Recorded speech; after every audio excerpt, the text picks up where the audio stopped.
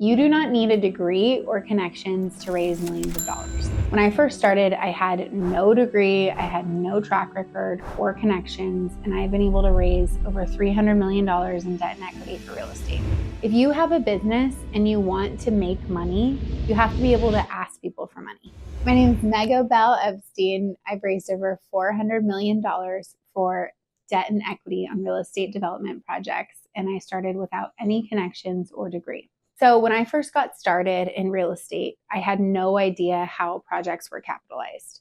And so I literally went on Google, and there was no ChatGPT then, but I just put in, where do people get money for real estate? I think my very first list I found of investors was on a website called familyoffices.com. And it was a conference like group that, there was a guy that sold conferences about family offices, which are groups of, families that have money that invest in all a million different things, but in real estate specifically. So I got connected up with that group, bought a list. I think it was like $1,000, and it was an Excel list. And I started calling down it. First, I would, look at the group and be like, okay, would this person invest in real estate? So it does take a little time. You have to look at their website, look at the person, look at their LinkedIn, and find something about them. Usually I would send them a LinkedIn note to start, but if there was a number, I would call and I would just say, hi, my name is Meg Epstein. I'm a real estate developer in Nashville. I noticed that you invest in apartments. Get back to me if you're interested in hearing more about our Nashville opportunities. Pretty basic, but I made sure that I did the research on the person to give them some context, like, oh, hey, I know a lot of New York investors are looking to the Southeast to diversify their portfolio away from primary markets. Something like that would relate to them. So it wasn't just like I didn't do any research on them. So then I learned a lot about, what kind of projects people were looking for. And I looked for other groups. So I started with familyoffices.com. I went to educational societies, like groups of real estate professionals, like commercial real estate, Urban Land Institute is an example in real estate, or CCIM is another example. And there's usually networks on there or directories of people that you can call. And obviously you need to do research. You need to just deliver the same message or spam email people. I think you get a lot of AI email that's generic, but you have to do your research and reach out to people. And I think that nobody really picks up the phone and calls offices anymore. That was pretty effective for me, with a combination of LinkedIn and calling people. The first person that ever gave me money, I called him off of the CCIM directory. So CCIM is a professional real estate designation that you can get. I was taking courses, and I posted my first project in their forum. Basically, like there was like an online pin board, and I put my project in there. And then I called down the directory and asking people if they would be interested in investing in it. The person that actually ended up investing in it was also a CCIM, so we had that in common. And he was based in Ann Arbor, and he flew down to Nashville granted, I called him maybe 10 separate times over the course of 3 months. I started this when I was in Paris. When I got back home, I kept following up. Usually to get to the decision maker, you have to go through several people. And one of the people on their team I started talking to about the project, they said, oh, Nashville sounds interesting. We'll let you know. Following up with them, emails, calls. I finally got to the decision maker, John, and I got him to Nashville and got him to come down to Nashville. And then he saw my project and he was like very excited about investing in Nashville because he could see what I saw, which wasn't really, it was a very unique opportunity because it wasn't really available in other markets, what was happening in Nashville, this sort of beginning of the hyper growth that became our submarket. Basically, I said, listen, I have this great deal. It can make $10 million. I think I needed $6 million or something. It can make $10 million and, come see it. If someone didn't tell me like, no, leave me alone, I always followed up with them. And he was just one of the 100 or so groups I was reaching out to. But, you follow up that, you wait and there's some action. Okay, I'm going to talk to my chief investment officer about this next week. Okay, good. So then I follow up, make a note, follow up next week, and you just have to keep working the pipeline.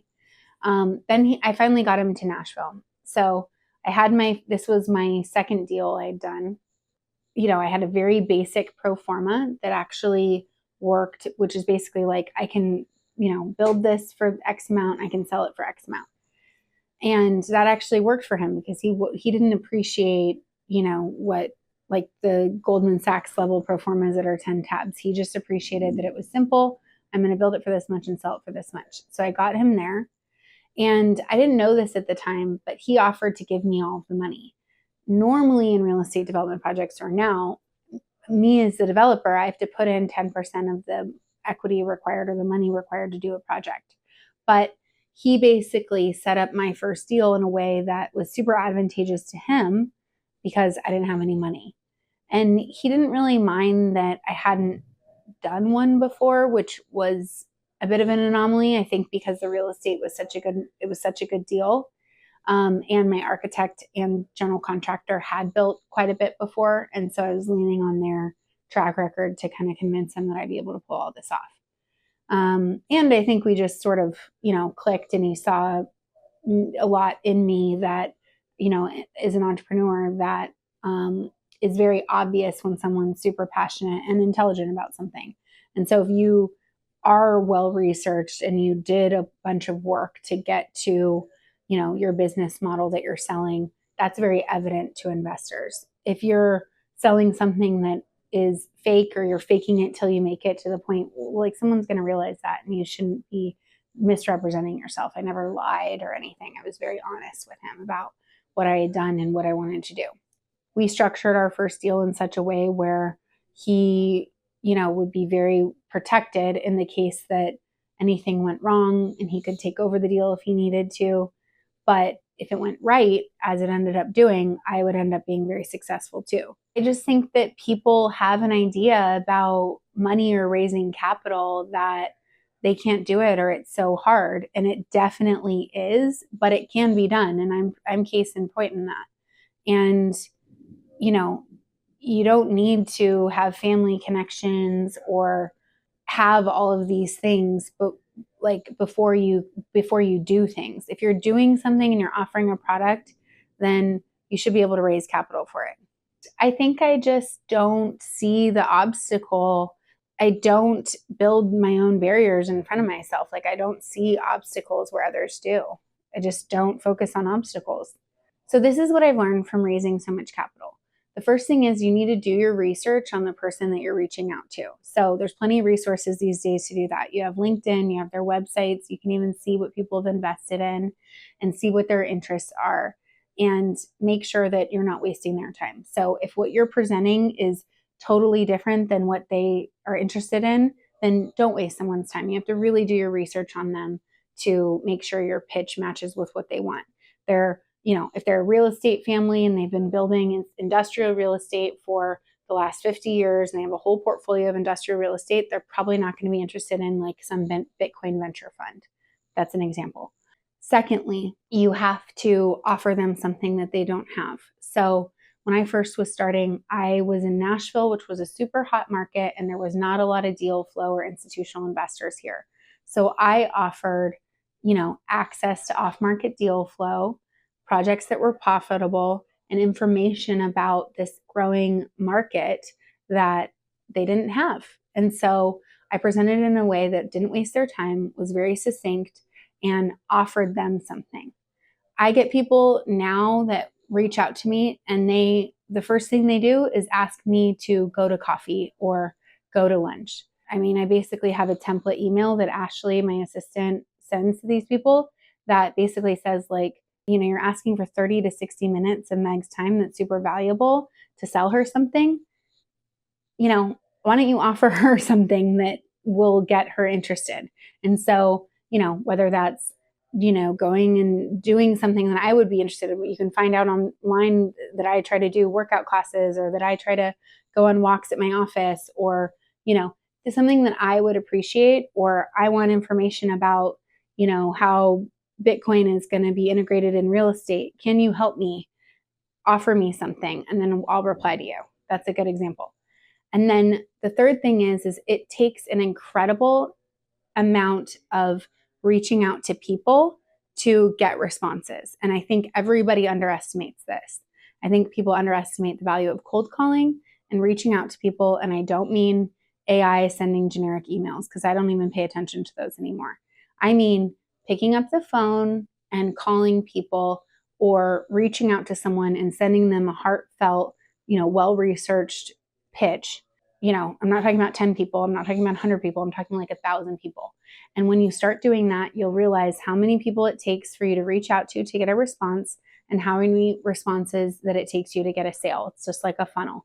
And so, I think what I realized in the beginning was that I had to reach out to 1,000 people to maybe get 10 responses. And out of those 10 responses, one of those people were going to invest. And to do that whole cycle would take 3 to 6 months. As the market has gotten worse in capital raising, it's taken me longer to get deals funded. So I know, okay, it's probably going to take me 6 months to 8 months to raise $20 million for this project. I'm going to have to reach out to, now it's probably more like 100 investors, because I have investor relationships and a track record, to get one person investing in my project. But there's an extreme amount of estimation of effort that people, give up maybe on the 50th call or the 80th call. But if you got to the 100 or the 150, you would get some traction. So that's my bit of advice for raising capital and all the things I've learned. I hope you found this helpful. I'm Meg, and if you want to learn more about how I built my business, please watch this next video.